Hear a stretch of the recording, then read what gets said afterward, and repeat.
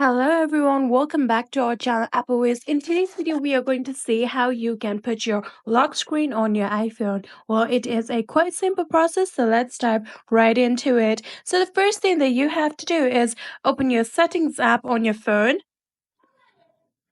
So after opening your settings app, what you're going to do is scroll all the way down until you find the option of Face ID and passcode in here. Tap on it.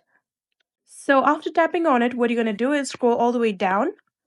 And then you will be able to see the option of turn on passcode right here. Tap on it. So now you have to enter your new passcode for your iPhone. So in order to verify your new passcode, you have to type down your new passcode one more time. And after you've done that, now you have to write down your Apple account password for the security purpose. After you have typed down your Apple account password, now tap on the sign in option that you can see in the top right corner right here.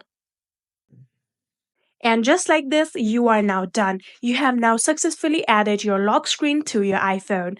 I hope this video was helpful to you guys. If it was, please do not forget to hit that subscribe button and like our video. Thank you so much for watching. See you in the next.